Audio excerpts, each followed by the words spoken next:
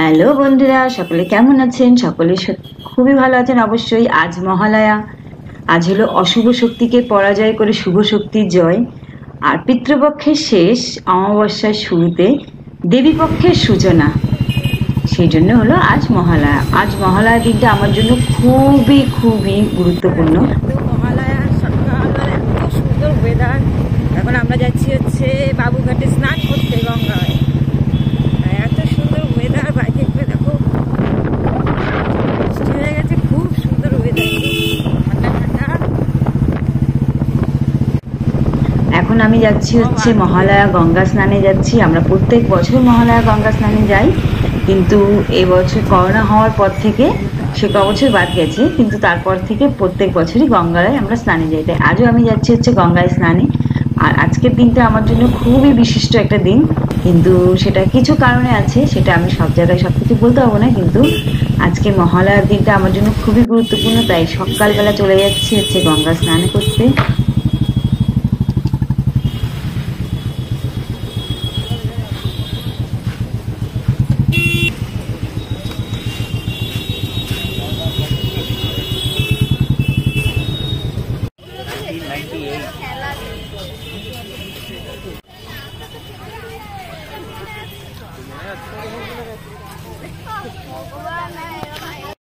দেখো আমরা এসেছি প্রিন্সেপ ঘাটে, বাবুঘাটে আর যাইনি।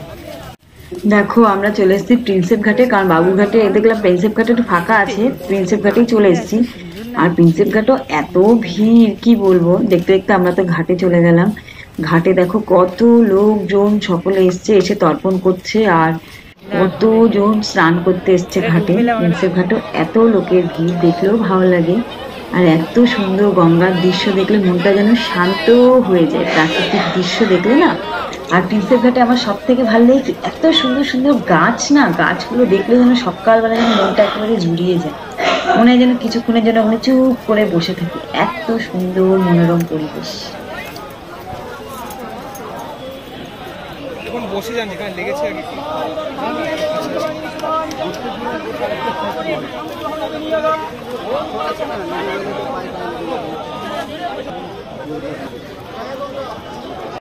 দেখো সকালে তর্পণ করছে।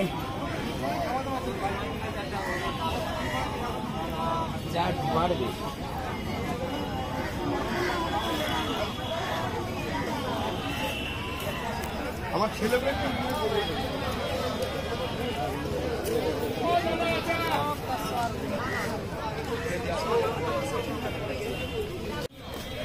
দেখো হয়ে গেল আমাদের সবাই, এখন আমরা বাড়ি যাচ্ছি। গঙ্গা ঘাটে ডুব দেওয়া হয়ে গেল মহালয়ায়। আর সবাইকে শারদীয়ার শুভেচ্ছা। আগাম শারদীয়া তো পড়েই গেল। সবাইকে শারদীয়ার শুভেচ্ছা। সবাই মহালয়া ভালো কাটাও, আর পুরো দুর্গাপুজো ভালো কাটাও।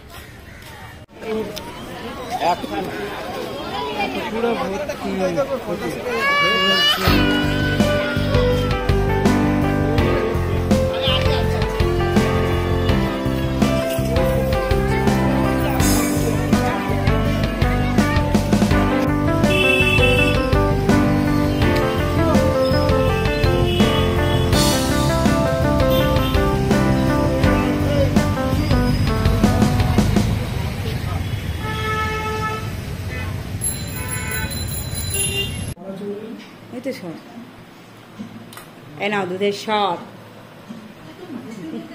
দুধের শরতে ভাত মেখে নাও। শাক ভাজা হয়েছে, ডাল হয়েছে, মুগ ডাল, পনির হয়েছে, সয়াবিন দিয়ে পটল দিয়ে তরকারি, ভেন্ডির তরকারি, আর এটা হচ্ছে বাচ্চাদের ঝোল, পনিরের ঝাল ছাড়া। আর গরম গরম লিচ্চার পাঁপড় ভাজা। যেহেতু আজ মহালয়া সম্পূর্ণ নিরামিষ ছিল, সেই জন্য আমাদের এই পদগুলো রান্না হয়েছিল। যেহেতু মহালয়া গঙ্গায় স্নান করেছি, সবকিছু স্নান টান করে একদম পুরো নিরামিষ রান্না করেছিলাম। তা আজকের ভিডিওটা আমাদের কেমন লাগলো অবশ্যই সকলে জানাবেন। চ্যানেলটাকে যারা যারা সাবস্ক্রাইব করেন এক্ষুনি সাবস্ক্রাইব আর লাইক করে দিয়ে যাবেন। গরম গরম পাঁপড় ভাজা হচ্ছে। এই পাঁপড়গুলো দেখো কি সুন্দর।